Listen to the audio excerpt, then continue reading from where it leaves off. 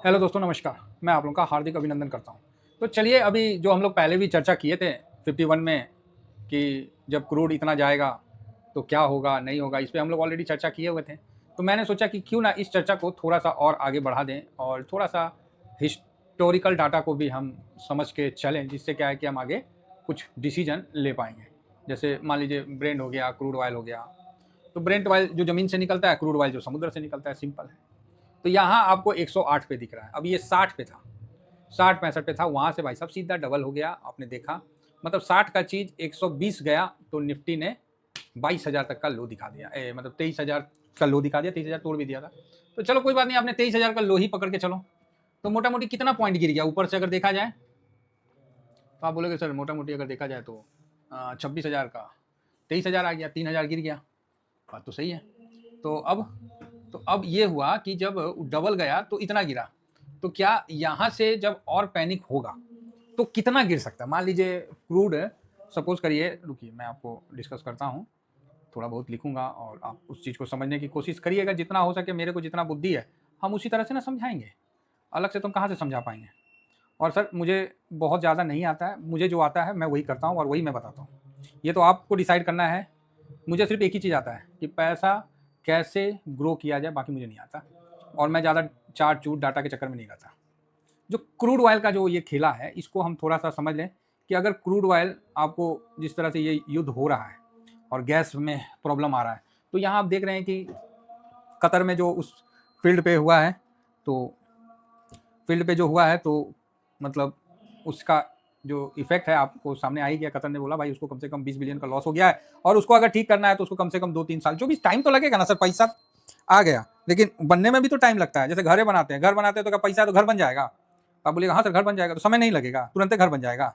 तो आप बोलेगा ओ बात तो सही है, घर बनाने में तो समय भी लगता है, पैसा भी लगता है, जितना पैसा है उतना कम है। कहावत है ना सर, बेटी का बिया और घर बनाने में जितना लग जाए उसको आप वो कम ही हो जाता है।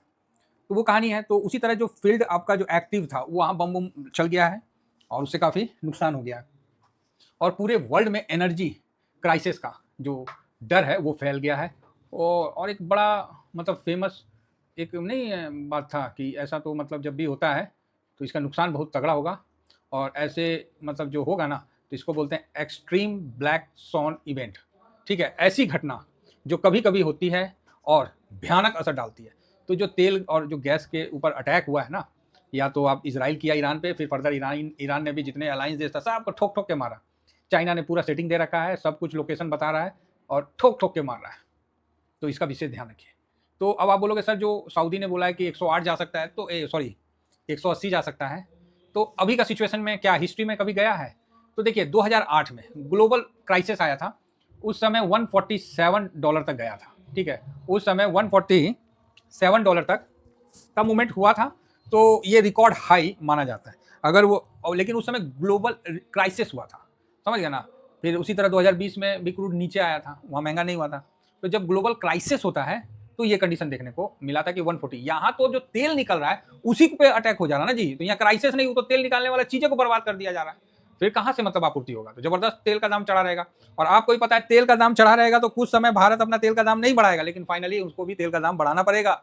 5%, 10%, 20% बढ़ाना पड़ेगा। आज देखिए ग्लोबल में हर देश ने बढ़ा रखा है, 25% तेल का दाम बढ़ गया है, भारत में नहीं बढ़ा है। तो जिसको वर्ल्ड बोलती थी ना कि ये देश रहने लायक नहीं है, अनसेफ देश है, भाई वही आज पूरे वर्ल्ड का सबसे सेफ देश में गिनती आ रहा है पूरे वर्ल्ड में। ठीक है, नीदरलैंड सोच रहा था कि हम उधर हैं, तो अमेरिका का वहां नजर गया, धीरे से बोला नीदर तक दे आर्टिका मेरा हुआ। अब नीदरलैंड चिल्लाने लगा नहीं नहीं नहीं नहीं, जो भी है। बोला ज्यादा बोलेगा ना कनाडा तुम मेरा ये स्टेट बन जाओ। अब कनाडा भी चिल्लाने लगा ये तो अमेरिका सांड की तरह है। तो आप देख ही रहे, फिलहाल भारत जिसको अनसेफ कहा जाता था, आज भाई साहब मुझे गर्व है कि हम सेफ है, समझे ना। और हमारा जो गवर्नमेंट है, चाहे चुनाव का हो चाहे किसी भी कारण, भाई साहब बढ़ा नहीं रहा तेल। नहीं तो 2008 में भी आपको भी याद होगा तेल का रेट कैसे बढ़ता था, हर दूसरे दिन तेल बढ़ जाता था, रात को 12 बजे से लागू होता था। ठीक है, मतलब सुबह का भी इंतजार नहीं करता था, शाम में न्यूज आया कि आज रात 12 बजे से लागू होगा, वो पहले बढ़ा उड़ा के रख देता था। तेल वाला अपना टैंकर वो अपना वो बंद कर देता था कि नहीं नहीं कर लीजिएगा, आज खत्म हो गया, गाड़ी आया नहीं। तो ये सिचुएशन चलता था। तो फिलहाल तो अभी ठीक है। तो अगर क्रूड ऑयल महंगा होगा तो इसमें फायदा होगा रिलायंस को, ओएनजीसी को, ये दोनों कंपनी को अच्छा बेनिफिट होगा और ये मार्केट को गिरने से रोकेंगे भी। ऐसा नहीं गिरावट हो जाएगा धड़ाम से मार्केट गिर गया, ये नहीं नहीं, रोकेंगे भी। फिर 2011 से 14 जो हमने आपको पिछले वीडियो में भी बताया था चार्ट में, तो 11 से 14 जो था ये 100 से 120 डॉलर के बीच में था, ये कंडीशन अभी है। तो इस कंडीशन में 3 साल रेंज बाउंड रह गया था मार्केट, वॉलेटाइल था और रेंज बाउंड रह गया था 3 साल, 11 से 12, 12 से 13, 13 से 14, 3 साल रेंज बाउंड रह गया। और यही घटना अभी के सिचुएशन में बन रहा, मतलब उस समय क्या हुआ था, तो उस समय मतलब जो है ना जो रेंज बाउंड वॉलेटाइल हुआ था और इंडिया में फिजिकल डिफिशिएट बढ़ गया था, इसलिए ये हुआ था। वो 100 से 120 था, लेकिन इंडिया में फिजिकल डिफिशिएट बढ़ गया था, इसलिए निफ्टी मतलब 3 साल के लिए रेंज बाउंड में फंस गया था।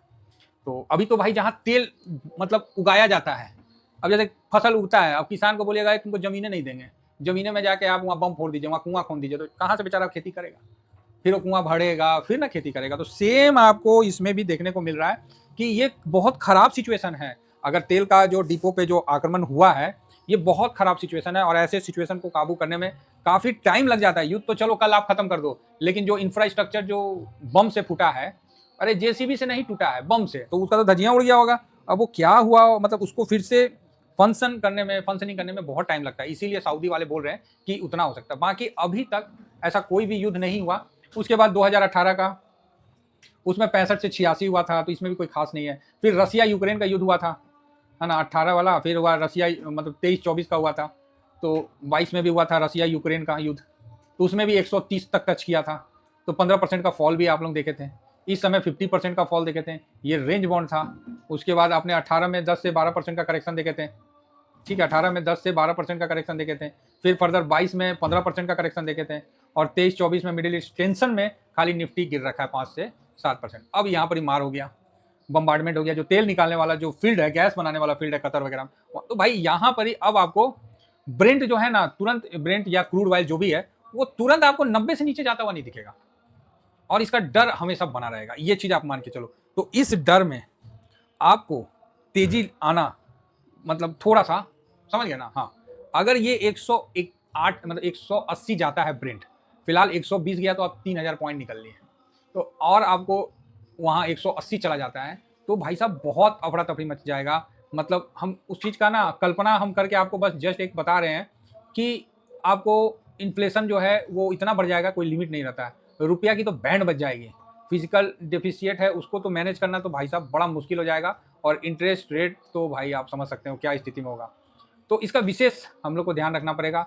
मेजर में आप देखोगे कि पेंट एंड टायर जो स्टॉक है, उनका मतलब जो मेन मटेरियल है 40% इनका ये होगा, तो इसमें भारी गिरावट मतलब आपको आएगा, क्योंकि 50% जो तो क्रूड का है ना, तो उसमें भारी मतलब इसमें अफरा तफरी मच जाएगा। मतलब कंपनियां जो मतलब 60% करेक्शन दे सकती है। ऑटो एंड लॉजिस्टिक, इसमें भी भारी गिरावट होगा, जो निफ्टी पे दबाव बनाएगा। हाँ चलो, आईटी और फार्मा मतलब का सेहत उतना ज़्यादा नहीं खराब होगा, लेकिन एक्सपोर्ट महंगा हो जाएगा, आपको प्लेन में चढ़ना महंगा हो जाएगा, आप एरोप्लेन का सफ़र करना महंगा हो जाएगा, मतलब कई तरह से आपको डिस्टर्बेंस होगा। इस बीच में आपको बेनिफिट सिर्फ 2 स्टॉक आपको बहुत अच्छा बेनिफिट दे सकता है। उसमें आपको रिलायंस इंडस्ट्रीज जो मैंने स्टार्टिंग में बताया, और साथ में ओएनजीसी, ये आपको, क्योंकि इसका रेट बढ़ेगा, इसका मार्जिन बढ़ेगा, तो मार्जिन बढ़ेगा तो इसमें बढ़िया है, मुनाफा बढ़ेगा। तो साथ में आपको फार्मा, इसमें भी स्टेबिलिटी बनी रहेगी, और उसके साथ साथ थोड़ा बहुत आईटी, इसमें भी आपका काम ठीक रहेगा।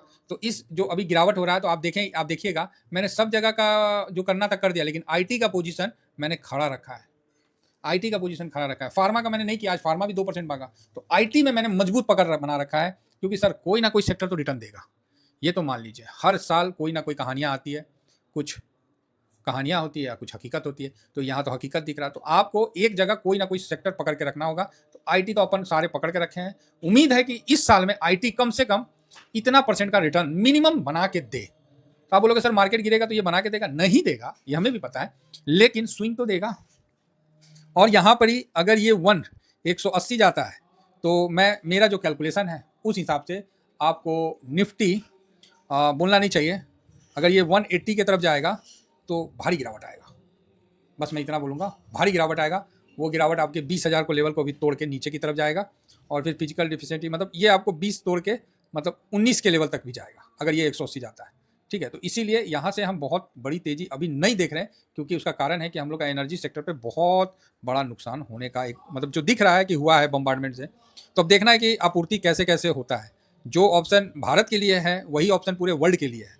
अब एक कुआं से तेल निकल रहा था, वो कुआं में बम फोड़ दिया कोई, मान लीजिए, तो दूसरा कुआं से जो तेल निकल रहा था तो उस पर लोड बढ़ जाएगा। अब वो कितना निकालेगा, वो रेट क्या रखेगा, मतलब कई चीज़ हो जाता है ना, उसके पास कस्टमर भी ज़्यादा आएंगे। तो इन सब चीज़ों का चक्कर है। तो देखिए आगे होता क्या है, लेकिन यहाँ ये अच्छा संकेत नहीं है क्रूड का ऊपर टिकना, और ये जल्दी नीचे जाएगा भी नहीं।